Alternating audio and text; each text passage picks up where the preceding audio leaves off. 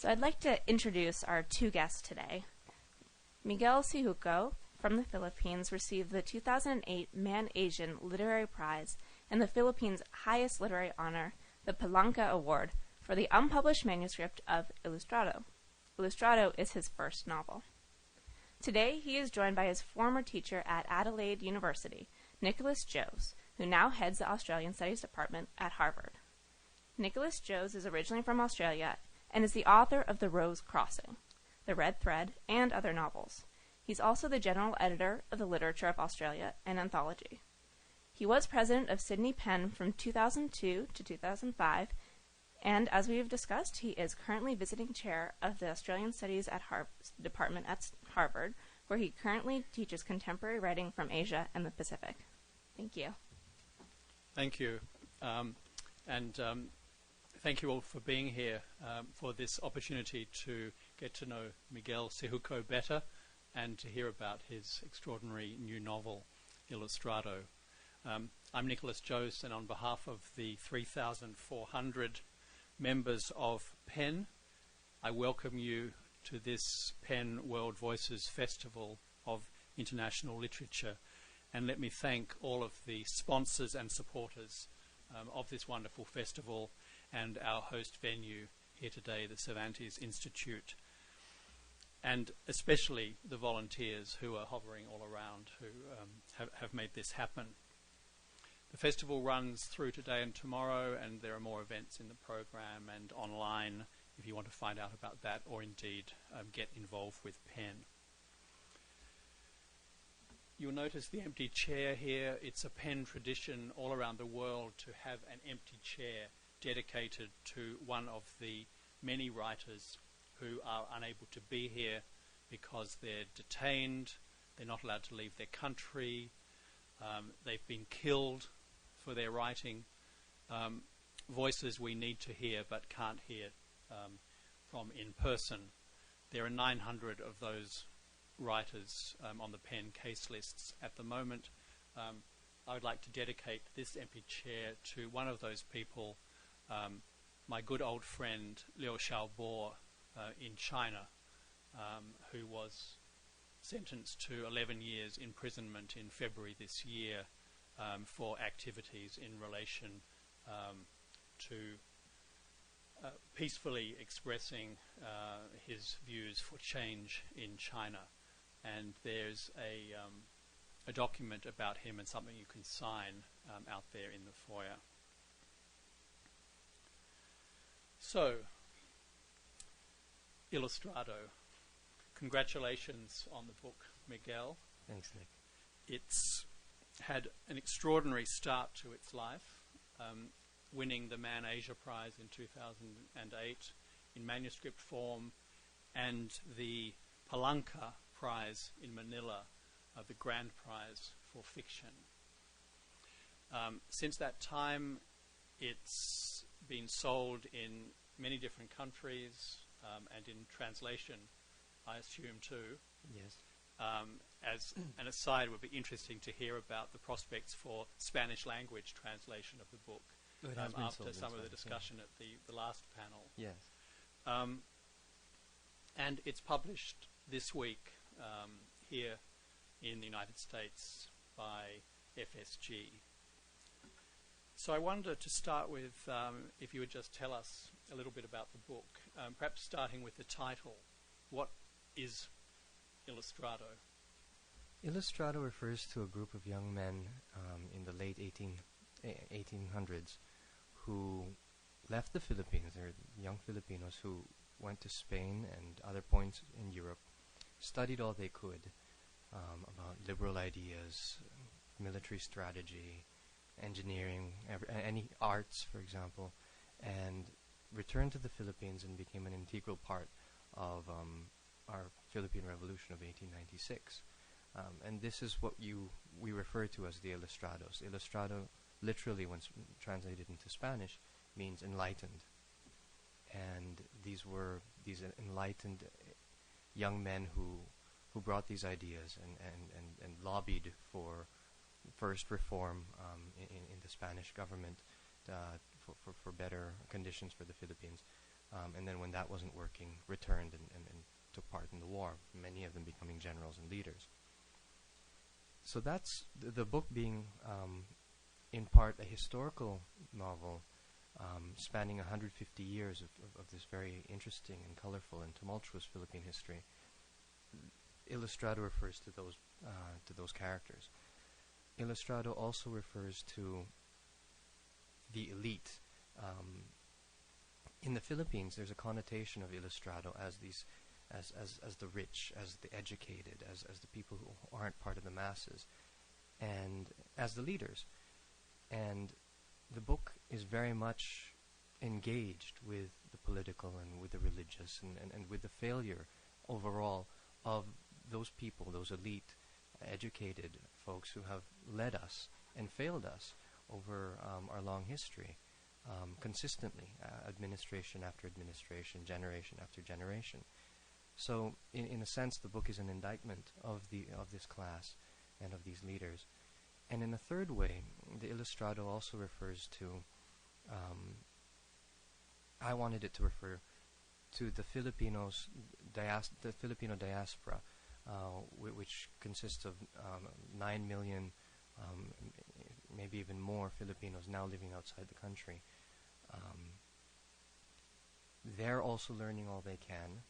They're doctors and nurses and students and lawyers and prostitutes and singers and dancers and boxers, and they're taking this global experience, and many of them aren't going back. They're not contributing. Of the 9 million Filipino citizens who are registered as living abroad, only 500,000 of them are registered to vote in this year's election on May 10. And in a sense, I think that refers to this idea that they're turning their backs by not doing their very important civic duty of casting their vote and being counted. And I wanted to rescue the idea of the Illustrado from this calcified idea, this reference that's relegated to the pages of history, and flip it, turn it on its head, and create this sense of potentiality. So I have characters in the book who are exiles, domestic workers. We see them on the airplane, or construction workers, and they're coming home to contribute in their own way as well, or not. Crispin Salvador, the main character in the book, has lived in exile, and he's grown to be a very embittered man. So that's the third connotation that I use for the title Illustrado.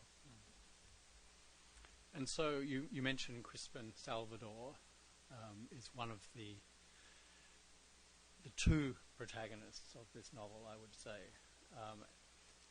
He's the great Filipino author of the 20th century. Does he exist? Sure he does. In this book. He's an amalgamation, I guess, of all these other Filipino writers who have come before him, and also my imagination of, in a sense, he's a cautionary tale for myself as an aspiring writer. He's forgotten his country in many ways. He's grown embittered by the reception or by the criticism he received from home, and he's decided, well, I'm going to write a very angry book that's going to show them all, and I don't want to become that sort of writer. So he's in very many ways a figment of my imagination, that who's also a warning to me as a writer, to not forget where I've come from, and to not forget why I'm doing what I'm doing. Now, the name of the other protagonist in the novel, a much younger man than Crispin Salvador, an aspiring writer, is Miguel Syjuco. Now, he doesn't exist. As a character, he isn't me. In a sense, I wanted to... I named that protagonist Miguel Syjuco because I wanted to keep the reader a little off-balanced, a little bit more engaged. I really trust readers. I believe they want something more than just to be entertained and want a Dan Brown sort of story. I wanted them to always be wondering, well, does this are these passages about Miguel Syjuco real? And if they're real, does that mean the passages about Crispin are real? And does that mean all the other characters and all the other events and anecdotes within the book, are they real as well? I wanted to play with that idea, and I don't like I don't like that when we read fiction. Very often we say, well, okay, I'm reading fiction, now I'm going to just be entertained and entertain me. And when we read nonfiction, we think, well, this is real, this is true to life, I'm going to invest this now with all the credulity and weight that something factual deserves. I wanted the reader to always be having these questions of what is real and what is not, because at the end of the book, I think they'll find the answer is very simple. It doesn't matter. It is real in relation to the book, but it is a novel. It is a work of fiction. So I guess some of you in the audience have read the book, but probably many of you have not. You'll be getting the idea that this is quite an intriguing piece of fiction. We don't want to give away too much for those who haven't yet read it, but I think we need to give you enough so that you can join in this discussion. So maybe, Miguel, you could start by telling us how Miguel Syjuco enters the story of Crispin Salvador. Okay. And perhaps read maybe a few pages to give us a feel of the language. That's a perfect. big I'll part read of if it. you guys don't mind.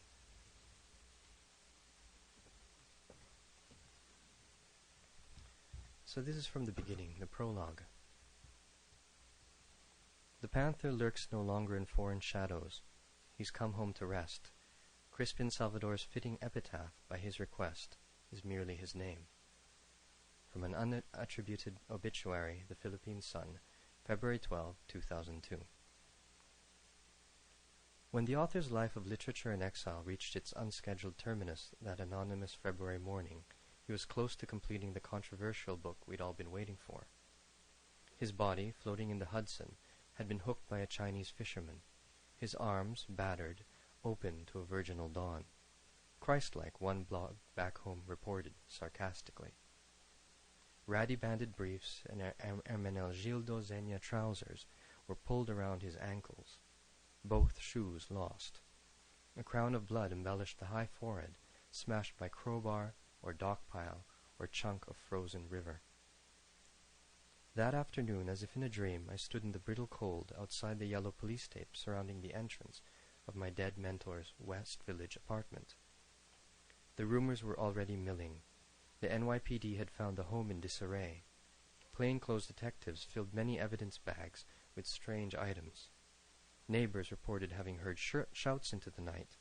The old lady next door said her cat had refused to come out from under the bed. The cat, she emphasized, was a black one. Investigators quickly declared there was no evidence of foul play.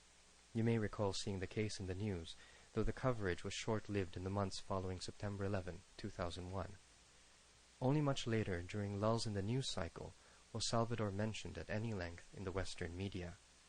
A short feature in the arts section of the New York Times, a piece in Le Monde on anti-colonial expatriates who lived in Paris, and a negligible reference at the end of a Village Voice article about famous New York suicides.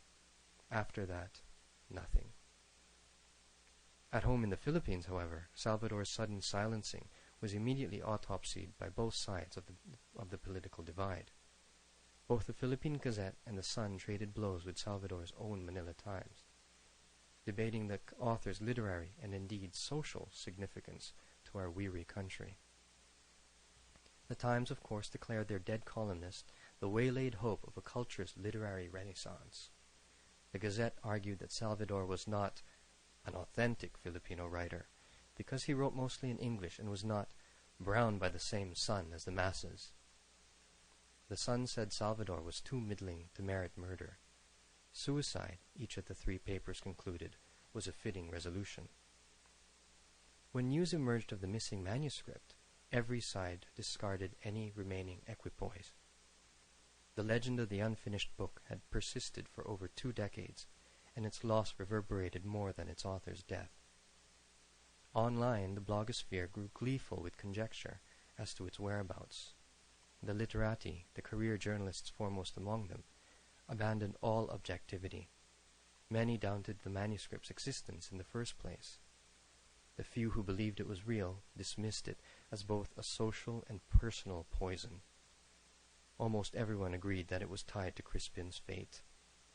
None among Salvador's colleagues and acquaintances, he had no real friends anymore, questioned the suicide verdict. After 2 weeks of conjecture, everyone was happy to forget about the whole thing. I was unconvinced. No one knew what I knew.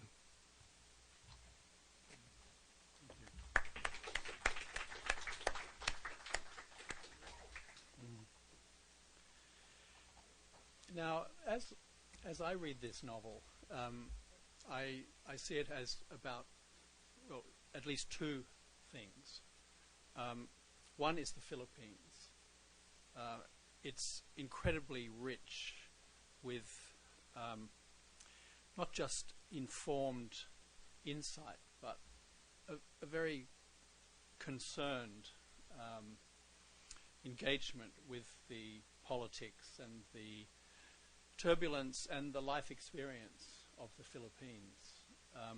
One of the things that happens in the book is that Crispin Salvador has written various texts, and as the book goes along, we have samples, we have extracts from those texts written by Crispin Salvador in different voices and styles, but of course written by Miguel Syjuco behind that.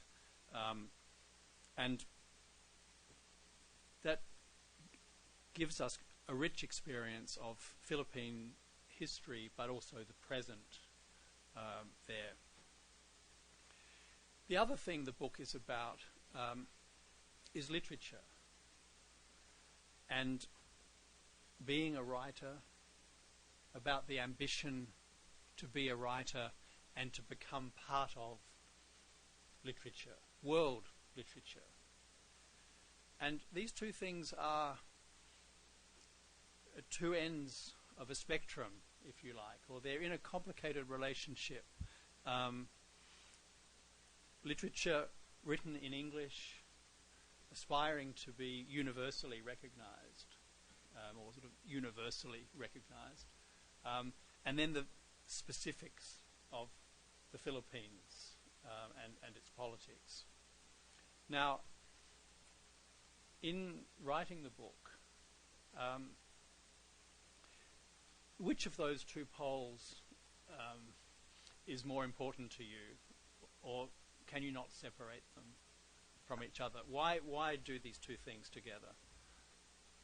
I don't think you can separate them. The Philippines is a very complicated place filled with many contradictions.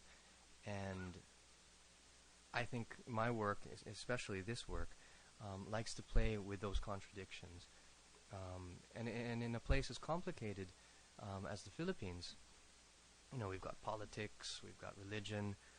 The elections right now are ongoing, and we have a president who recently appointed her manicurist and gardener to high levels of power in the administration. We have all of these weird things going on. And in such a strange and complicated place, sometimes it's very easy to assume that things are or that we're dealing with in absolutes. You know, good and bad, rich and poor, corrupt and saintly. And I wanted my work to delve into the spaces in between those absolutes, the gray areas, the nuance, because that's where all the complications are. That's where all of those interesting bits of real life are. And so this idea of being a local writer or an international writer, being read at home and being read abroad, is just another one of those absolutes, I think, and those contradictions and complications. I think writing is the story of ourselves. it's about understanding ourselves a little bit better and knowing where we came from so that we can know where we're going. And so I saw it was I thought it was just very fitting to be able to put both those things within the same novel. The way I've constructed the novel is through those fragments. And so in a sense it was fragments. We have Crispin's work, we have Miguel's journey home to the Philippines to investigate his mentor's death, and his own coming to terms with his own relationship to the country. He finds a country in absolute turmoil. A storm is brewing, politicians are jockeying for power, religious leaders are trying to become kingmakers. And it becomes something of a coming-of-age novel. But I've thrown everything I could into this book: blog entries, excerpts, bits of poems, text messages, jokes. And because it was constructed in a fragmentary way, I was able to open it up in very much the same way you would one of those accordion folders, and just put things in little by little. And I think that allowed me to create these contradictions and then explore and examine the spaces in between. Thank you. Do you expect people to be surprised that a novel about the Philippines is also dealing with questions of literary modernity and postmodernism and all of this stuff? I mean, one of the things that tends to happen when we sit here, readers in New York, and when we look at a country far away, such as the Philippines, we tend to think it's also in a different time zone. Yes. You know, it's somehow lost in another century. And we don't always understand that all the questions of globalization and modernity and so forth are as much there as they are here. But that can be surprising and maybe also disconcerting for a reader. Good. Yeah. No, I'm glad. I would like them to be surprised. I would like them to be disconcerted. And then ultimately I'd like them to be interested. And then enlightened, hopefully. You know, the four stages of reading, I guess. In a sense, I read a review of the book recently from a Filipino author, Jose de Lisay, who's a wonderful author, and he said that that one of the wonderful things about our writing is that we're able to show the world that yes, we do know about all of these lofty thoughts, but at the same time, and issues, and we know postmodernity and metafiction, and we know Schumann, but at the same time we have Schumart, and we have pop culture, and we have dirty jokes, and we're all of those things and much more. And I think that's the whole point in writing about the country. I love the jokes in the novel. Thanks. There's a series of kind of, are they second-hand jokes? I don't know, or you've made them up, but they kind of recur through the novel in this string, giving quite earthy takes on life in the Philippines.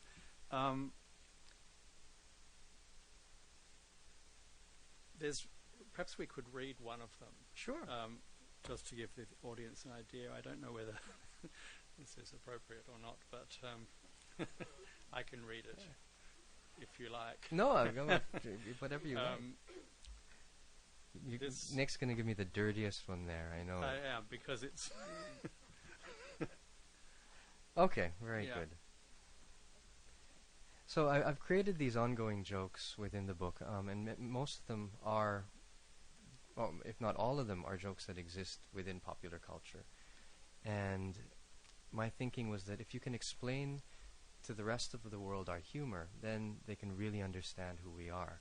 And to me, jokes are, they're a balm. They're our way of laughing at ourselves and explaining ourselves, and criticizing ourselves.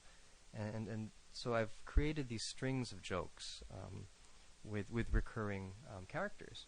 One of the great characters within Filipino joke-telling is this fellow named Boy Bastos.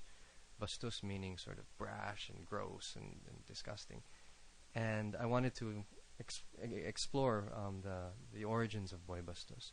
But in this joke, Boy Bastos is already an old man. a father himself. Boy Bustus's daughter, Girlie, asks her father, "Daddy, what is politics?" Boy is very proud of her inquisitiveness. As he's gotten older, spent and rebuilt the small inheritance his father Erning left him, risen in politics, watched his daughter grow, witnessed his son being born, seen his marriage shed its glitter, he's realized that our greatest doom is to raise children who'll repeat our mistakes. This, he knows, is something he doesn't want. He says, "Well, Girlie, let me explain it this way. First, I'm the head of the family, so you can call me the president. Your mom makes the rules, so you can call her the government. We're here to take care of your needs, so we can call you the people. Your nanny, Yaya Inday, works for us, and we pay her for her work, so we'll call her the working class. And your baby brother, Junior, let's call him the future. Now think about that and see if it makes sense." Girlie goes to bed, pondering what she heard. In the middle of the night, she awakens. She hears baby brother Junior crying, so she checks and discovers he's totally crapped in his diaper. Girlie goes to her parents' room to find her mother fast asleep. Unable to wake her because of the sleeping pills taken every night, Girlie goes to her Yaya's room. The door to the nanny's room, however, is locked. Girlie peeks through the keyhole and sees her father in bed with Inday. Girlie goes back to bed. At the breakfast table the next morning, Girlie tells her father, "Daddy, I think I understand politics now." Boy is proud. "Wow," he exclaims, "you really are sharp. Explain to us in your own words how politics work." "Well," Girlie begins, "the president is really fucking the working class. And the government doesn't do anything except sleep and sleep. Nobody ever pays attention to the people. And the future, well, the future swims in shit." Boy Bustus kisses her proudly on the head. And because I've got this ongoing jokes across generations, eventually Girlie grows up. She marries the prominent attorney Araiko and becomes the country's most popular economist, senator, and then vice president. When the president at the time is ousted by yet another EDSA revolution, Girlie succeeds him. As she takes the presidential oath of office, she remembers all the wise lessons she's learned from her iconoclastic father, Boy, and the legacy of her industrious grandfather, Erning. President Girlie Bustus Araiko becomes the hope of the country. The end, however, proves that the joke's on us, and we all know the punchline. Thank you. Well, thank you. So as you can see, Miguel is using humour to entertain us, but also for some quite sharp political comment. One of the books written by Crispin Salvador, the great writer, is called Autoplagiarist. It's a version of his autobiography. What I want to ask you is, to what extent is this novel a version of your autobiography? You've said earlier that Miguel Syjuco doesn't exist, but Miguel Syjuco is sitting right next to me. And in your own life, I think there have also been these conflicts of choice between politics and literature, between involvement in the Philippines in a direct way through politics, or the literary life and the kind of, well, I was going to say more distant involvement, which in some ways it is, but it might also be a more intimate involvement when you're writing things like that. So do you want to talk a little bit about where this book has come from in terms of your own life? It's not a misery memoir by any means.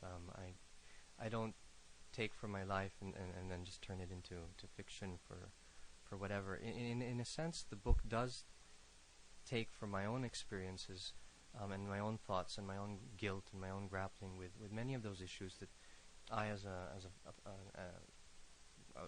writer living, an expatriate Filipino writer, deal with. And I think all expatriate writers or all expatriates deal with these issues as well.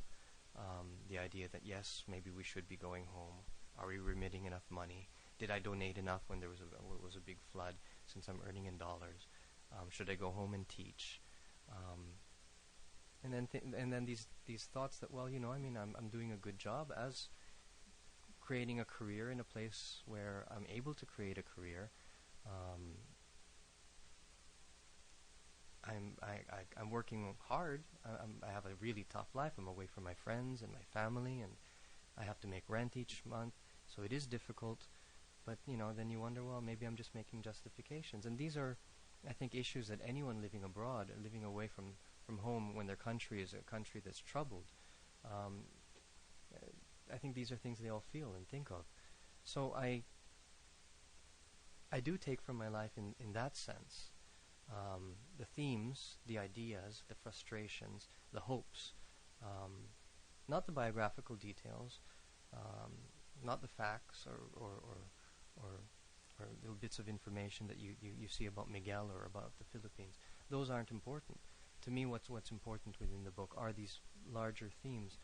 And I think that's why, the book I've been fortunate. It's coming out in 18 countries and 13 languages, and I'm just shocked. I'm thinking, wow, this is crazy. Why would anyone want to read about the Philippines on that level? I love it, but, it's surprising to me. But I think it's because I've made it a point to really try to find the universal. So Miguel in the book is at odds with his grandfather, who wants him to be a politician. And it's the same way, in a sense, that I was at odds with my father, who wanted me to be a politician. But that's a story as old as time. The young son of a Korean grocer will be pushed to take over the family business when he really wants to be a graffiti artist. Or the child of an Ohio tycoon, doesn't want to go into the family business, and he wants to become a librarian or something like that. These are universal themes, I think. And I had to go through my own process and my own journey to realize, and then write them down and articulate them and understand them, to realize that, well, I'm not alone in this. And I think that's one of the powers of literature and writing, that we're able to communicate and understand that, well, we are not alone. And I wonder to what extent literature itself has helped you in that process, find the way to produce this very stylish and engaging work of art, which people will read, not necessarily because they want to read about the Philippines, but because they enjoy literature. Yes. And various contemporary writers have been mentioned in the context of your book. Roberto Bolaño is one, Haruki Murakami is another. I couldn't help thinking of our colleague at Adelaide University, J.M. Coetzee, who in his recent books has the character John, or JMC, returning again and again in very complex, perplexing ways. Is this the author? Is it not? So I'm wondering whether these tactics of postmodern literature, if you like, the self-reflexivity, the play with identity, with authorial position, has actually helped you in your quest to write about this material, which is very close to you. Yes, very much so. In the sense that I'd like to think it's an unconventional, different novel that has its own endearing aspects. I set out to answer and write out of and write against many things that we see in Philippine literature. This sense that, well, okay, if we're writing for people not at home, because we don't have a very big market of readers at home, we have to write for Westerners or write for the world. We become a little bit didactic. We have that tendency towards didacticism. We also have this tendency towards self-exoticization. And so I wanted to write a book that was able to somehow respond to those, tell the world about our history and about who we are. And it occurred to me that, well, writing writing the book so that it has essay excerpts, it has blog discussions, panel discussions, all of these very inherently didactic forms, I'm able to then explain the history of the Philippines. The fact that Miguel Syjuco within the book is writing the memoir, the biography of Crispin Salvador, allowed him also to go back and delve into history in a very organic way. And then I also parody a little bit with this self-exoticization, with a tendency towards writing magical realism by having Crispin writing those works. So it is in a sense metafictional, or postmodern, or whatever category people want to put on it. But to me, I used these devices as a strategy towards actual issues that I wanted to address, and not just literary gamesmanship.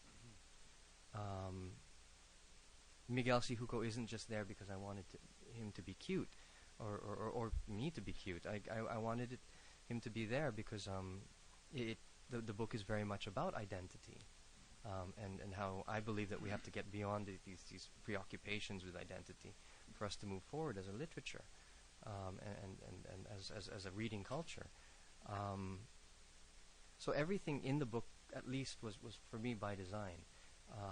I stumbled through the book. It's filled with so many errors and fixes that I tried to, because it's my first novel. I've never written one before.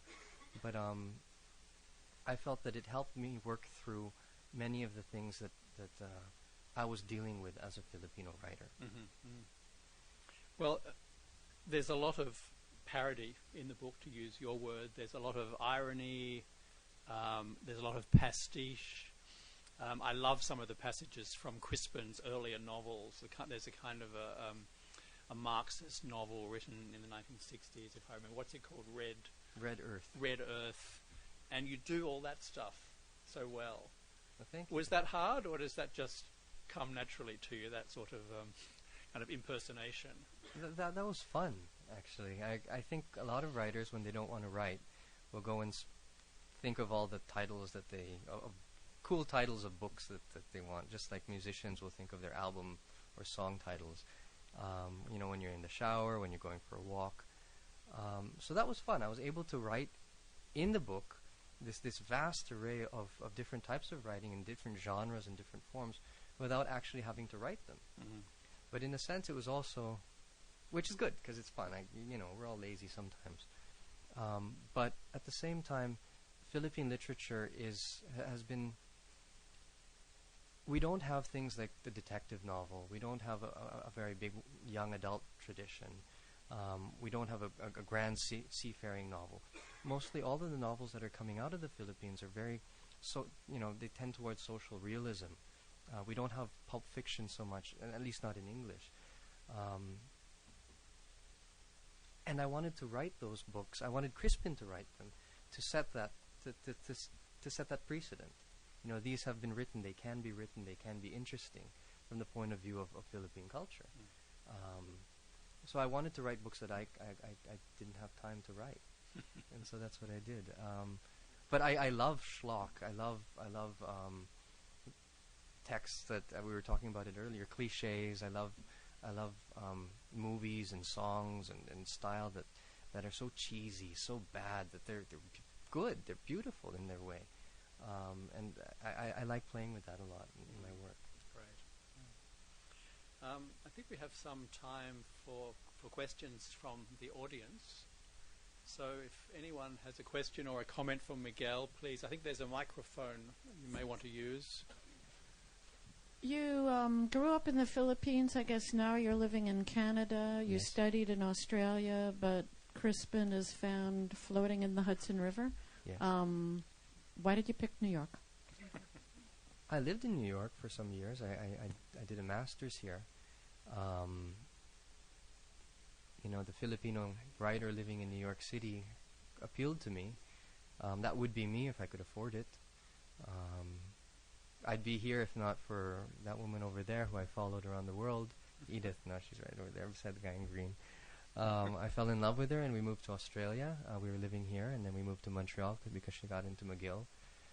So, we've been world travelers, but New York is one of the only places in the world where I really feel at home. In the Philippines, I'm either Filipino-Chinese or mestizo or what. I'm not really Filipino, as they say. And then I go to China, and they speak to me in Chinese, and I don't know what to say because I'm not Chinese. But New York City is the only place where I've really felt at home. So it felt right to start from there somehow. Hi, Rodrigo. Hi. I haven't read the novel yet. Sorry, I'll do it. Okay. There'll be a 10-point quiz. I could fake a question about the novel, but I won't do that. But you were saying that you like to use popular forms of music and movies and whatever. And I bought it yesterday, but I was wondering, I can't help but wonder if you listen to the new conceptual album by David Byrne on songs about Imelda Marcos. No, I haven't listened to the album, but I did see an experimental staging that he did at Adelaide some years ago. We have a wonderful Festival of Arts in Adelaide, and he came and he performed it with a skeleton cast. And it was interesting. It was fascinating to see. I didn't know quite how to feel about it. Yeah. Well, that's the second part of the question. I mean, how do you feel as a Philippine seeing this guy from Scotland who has become like the epitome of New York intelligentsia, writing songs about Imelda Marcos? How do you feel about it? When I first saw it, I was a little bit... I can tell you how I felt when the musical Evita came out. Yeah, I think we probably felt the same way. Yeah. And when I first saw it, I think I felt that way. I felt, what is this guy doing? What gives him the right to do this? And, we Filipinos could have done it better. But then, I thought about it for a while, and I thought, well,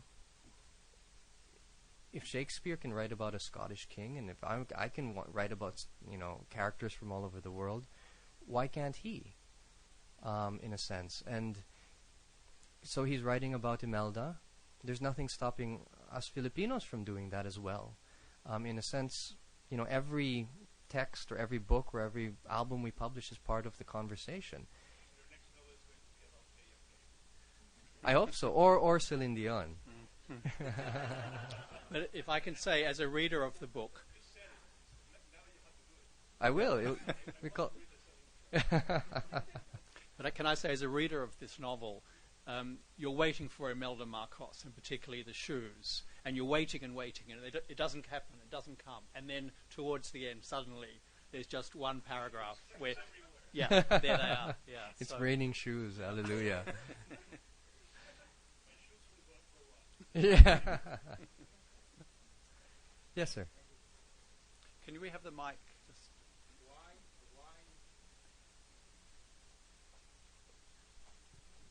Thank you. I'm from Bangladesh. My name is Rob. Why sometimes I listen to some of the author use a slang word? It is to attract the audience. Thank you. I think slang words are part of language, and I have very obscure, interesting words in the book, but I also have a lot of slang words in the book as well.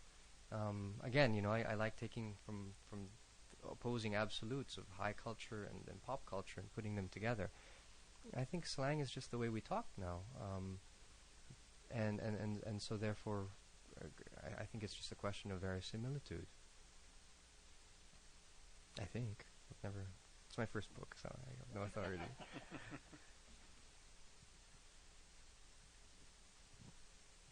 I was wondering if one could look upon Miguel, your alter ego, and Crispin as voices of one person, kind of like in Jose Rizal's Noli Me Tangere, where you have Elias and Crisostomo, and they have this conversation that spans the whole novel. I was wondering if that occurred to you as well. Yes, it did. And that's exactly the point, is that, it is a conversation about, the fears and the justifications and, devil's advocate and idealism and doubts and hopes. So yes, they are both two sides of the same coin, I suppose. No other questions? Come on, guys. Oh, there you go. Well, we have two now. There's one at the back. Why don't we'll have him first and then you. I don't really have a question so much as just as a comment. I had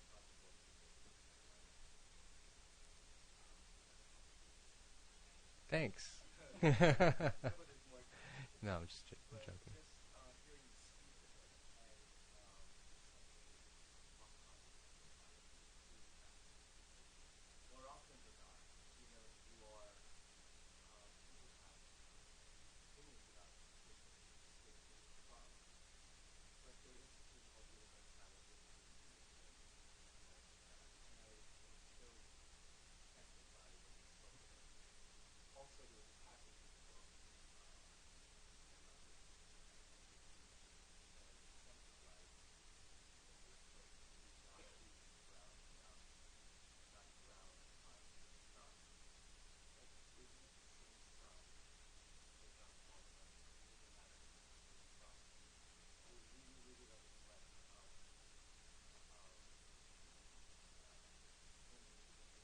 Thank you.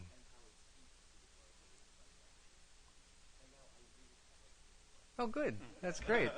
My work here is done. not out No. of not out of No, but thank you. No, I agree. I used to. I remember when I first came to New York, I was studying at Columbia, and Kismet would have it that my workshop professor that first semester was Jessica Hagedorn, the great and wonderful Filipino writer. Yes, and I was wow, I couldn't believe it. And so there I was writing these very jingoistic, patriotic, Filipino against American imperialism sort of short stories, which made all of my other workshop classmates very uncomfortable, and so they didn't comment on my work, which was great, and I thought it was good. And she took me aside and she said, well, stop trying to be a Filipino writer. Be a writer who happens to be Filipino. And Rodrigo Fresan earlier mentioned that he was wonderful, and I wrote it down, that he was born an Argentinian writer, but he wants to die. He was born an Argentinian, but he wants to die a writer. And the longer I live abroad, and the more I understand that, yes, it is about humanity. It's about the human condition and universality, and that's important. And all too often in the Philippines, it's all about being Filipino. And we forget. Yeah.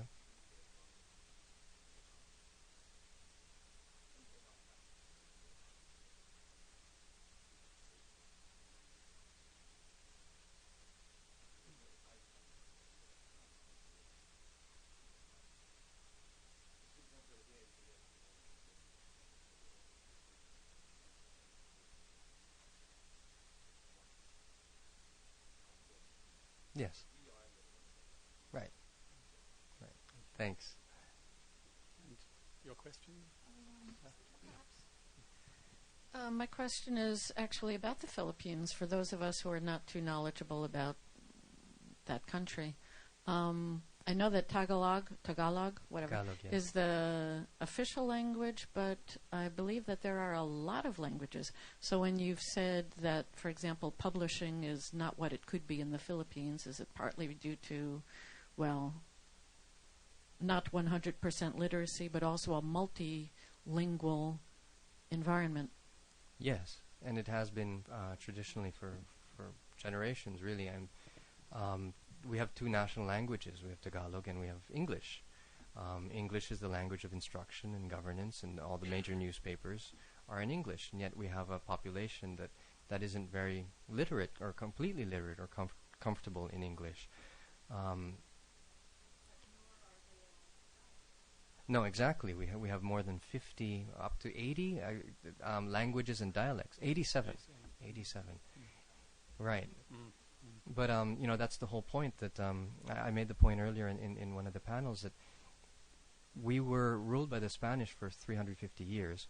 and they only had 1,000 or so soldiers within the islands, even though we outnumbered them greatly, because we were so fragmented by regions, by tribes, and by language. And it was only in the 1860s, after the Queen of Spain decreed that we all learn, we have universal education, that we finally had a lingua franca, Spanish. And in a single generation, that created the Ilustrados, who went and united the country as in our first form of our own sense of of our national identity as Filipinos. So it was Spanish that was very important, and then the Americans came in and did the same thing. So we have these very rich literary traditions in many languages, but because of poverty, because of smaller markets, the publishing industry isn't as robust as it could be. But I do like to look at the Indian model, where the Indians now are, publishing houses are all setting up shop there because India is where it's at, and they are writing in English because they've had this wave of Indian writers who have gone abroad, learned all they could, like the Illustrados, and then returned to contribute to their national literature. And then, so what was once on working from the outside is now homegrown. So I take a lot of heart in that. I don't know if it'll happen in the Philippines, but I hope so. We have time maybe for one more question down here. Oh, we have two. Let's see how we go. Yeah. I'll be short. Just a question about this issue of the new global community. Do you think, Miguel, that this expat guilt is a really contemporary experience? Because, I was just thinking about it, my grandparents left their country in exile. My parents created a home, and I can choose to live anywhere, and I choose not to be there. So I just wondered if you had any sort of thoughts about that. I don't think it's a very contemporary thing. I think it's been that way for many years. If you look at literature, you have these expats who are always worried. Going back to the Illustrados of the late 1890s and 1880s, they had this guilt that they were there having fun. Our great hero Jose Rizal, at one dinner where all the expat Filipinos were hanging out and drinking and having fun and spending their money on girls and booze, he stood up and he said, "What are you guys doing? At home our countrymen are all countrywomen are all being oppressed, and we're having a hard time." And that guilt he was feeling that, so much so that he had to stand up and reprimand everyone. So I think this is something that's always been there. But nowadays, because things are so much closer, we have email, we have relatively cheap flights, we can go back and forth much easier. And in that way, we're able to assuage our guilt or even contribute a little bit more from a distance. So cosmopolitanism, I think, does develop. And I don't think it's really in opposition to localism as much as people like to think. And there's one there, one last one.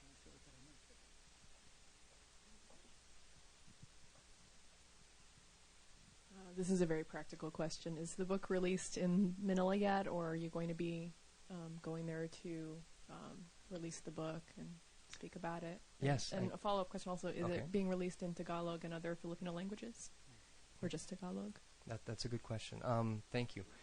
I've had the great pleasure and privilege that my publishers, Forest Ross and Giroux, have sent me back to the Philippines to they've published a beautiful Philippine edition, which is affordable. It's a little bit smaller than this one, but it's the same cover. It's 385 pesos, which is really affordable for most Filipino readers. And I launched it there about 3 weeks ago. I spent a few days there, 4 days, and did all of these events, and the reception was wonderful. And I was able to meet Filipino readers and read to them and answer their questions and get back home. So yes, it is published there, and I think it's doing okay.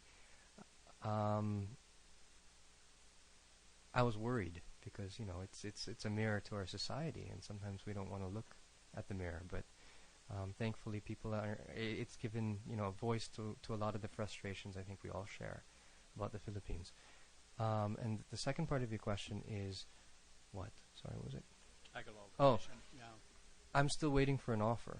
I would like it to be. I think that would be great, and I think that it's now the responsibility, or we have the opportunity, Filipinos, because we're so bilingual or multilingual, that Filipinos writing in English can help translate those writing in the dialects and other languages, Filipino languages, so that they can be available in the rest of the world, and vice versa. Those Filipinos who are writing in Tagalog can translate English works like this for the rest of the 90 million Filipinos at home. And it's been a frustration, and I've been perplexed. I don't understand why it hasn't happened sooner, but I'm hoping it will soon. So, well, thank you, Miguel. Thank you for sharing with us so generously your experience with the book. Thank you, Nick. I just want to... Nick was my PhD supervisor at the University of Adelaide.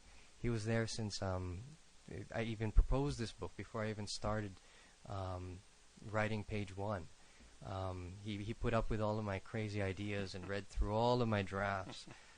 So I just want to thank you, Nick, for making this book everything it could be, for encouraging me, and this book wouldn't exist without you. Thank you. Well, let's wish it a long life.